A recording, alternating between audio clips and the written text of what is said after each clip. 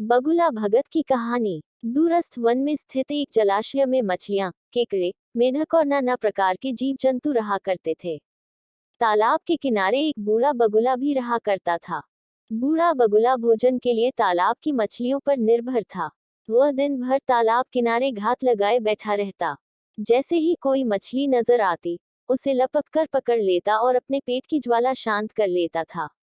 लेकिन धीरे धीरे उसकी आंखें कमजोर होने लगी और मछलियां पकड़ना उसके लिए दुष्कर हो गया।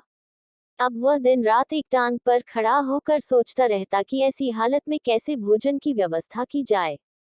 एक दिन उसे एक युक्ति सूझी। युक्तिनुसार वह तालाब के किनारे गया और एक टांग पर खड़ा होकर जोर जोर से विलाप करने लगा। उसे इस तरह विलाप करता देख तालाब में रहने वाला एक केकड़ा आश्चर्यचकित हो उसके पास आया और पूछने लगा, बगुला मामा, क्या बात है? इस तरह आंसू क्यों बहा रहे हो? क्या आज कोई मछली हाथ नहीं लगी?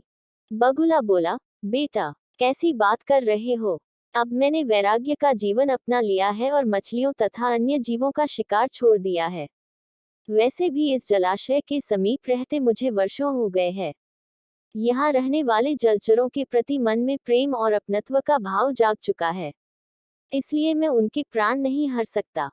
तो इस तरह विलाप करने का क्या कारण है मामा? केकड़े ने उत्सुकतावश पूछा। मैं तो इस तालाब में रहने वाले अपने भाई बंधुओं के लिए विलाप कर रहा हूँ। आज ही एक जाने माने ज्योतिष को मैंने ये भविष्यवाणी करते सुना कि इस क्षेत्र में 12 वर्षों के लिए अकाल पड़ेगा। यहाँ स्थित समस्त जलाशय सूख जाएंगे और उनमें रहने वाले जीव जंतु भूख प्यास से मर जाएंगे। आसपास के सभी छोटे जलाशयों के जीव जंतु बड़ी बड़ी झीलों की ओर प्रस्थान कर रहे हैं, किंतु इस जलाशय के जीव जंतु निश्चिंत बैठे हैं। इस जलाशय का जल स्तर अत्यंत कम है। सूखा पड़ने पर यह अतिशीघ्र सूख जाएगा। यहाँ के रहवासी सभी जलचर मारे जाएंगे। यही सोच सोचकर मेरे आंसू नहीं थम रहे हैं। बगुले की बात सुनकर केकड़ा तुरंत तालाब में रहने वाली मछलियों और अन्य जलचरों के पास गया और उन्हें बगुले की अकाल संबंधी बात बता दी। ये सुनना था कि सभी जलचर बगुले के पास जा पहुंचे और उससे इस समस्या से निकलने का उपाय पूछने लगे। दुष्ट बगुला तो इसी अवसर की ताक में था।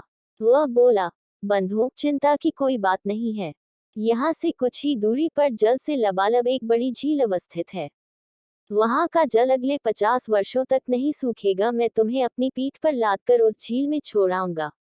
इस तरह तुम सबकी जान बच जाएगी।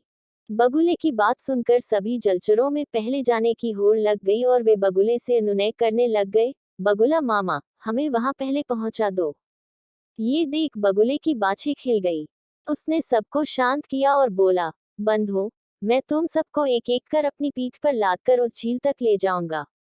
फिर चाहे मेरा जो हाल हो, आखिर तुम सब मेरे अपने हो। उस दिन के बाद से बगुला प्रतिदिन एक मछली को अपनी पीठ पर लाद कर ले जाता और कुछ दूरी तय करने के बाद एक बड़ी शिला पर पटक कर मार डालता। फिर छककर अपना पेट भरने के बाद दूसरे दिन दूसरा शिकार अपनी पीठ पर लाद कर चल पड़ता। ऐसे ही कई दिन बीत गए। बगुले को बिना परिश्रम के रोज एक मछली का आहार मिलने लगा। एक दिन जब बगुला तालाब के किनारे गया, तो केकड़ा बोला, बगुला मामा, आपने सूखा पड़ने की बात मुझे सबसे पहले बताई, किंतु अब तक आप मुझे बड़ी झील लेकर नहीं गए। आज मैं आपकी कुछ नहीं सुनूंगा। आज आपको मुझे ही लेकर जाना होगा। बगुला भी रोज मछली खाकर ऊब चुका था। उसने सोचा कि क्यों न आज केकड़े को ही अपना आहार बनाया जाए, और वह केकड़े को अपनी गर्दन पर बैठाकर उड़ने लगा।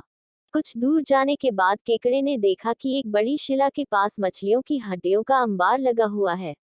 उसे संदेह हुआ कि हो न हो ये सब बगुले का ही किया धरा है। उसने बगुले से पूछा, मामा, और कितनी दूर जाना है? तुम मुझे उठाए उठाए थक गए होगे। शिला तक पहुंचने के बाद बगुले ने सोचा कि अब वास्तविकता बताने में कोई हर्ज नहीं। उसने केकड़े को सारी बात बता दी और बोला, केकड़े, ईश्वर का स्मरण कर ले। तेरा अंत समय आ चुका है। अब मैं तुझे भी इन मछलियों की तरह इस शिला पर पटककर मार दूंगा और अपना आहार बनाऊंगा। ये सुनना था कि केकड़े ने अपने नुकीले दांत बगुले की गर्दन पर गड़ा दिए। बगुले की गर्दन कट गई और वह वहीं तड़पकर मर गया। केकड़ा बगुले की कटी हुई गर्दन लेकर वापस तालाब में पहुंचा और दुष्ट बगुले की दुष्टता की कहानी सब जलचरों को बताए और बोला, अब वह दुष्ट मर चुका है। तुम सब लोग यहाँ आनंद के साथ रहो। सीख, किसी भी बात का बिना सोचे समझे विश्वास नहीं करना चाहिए।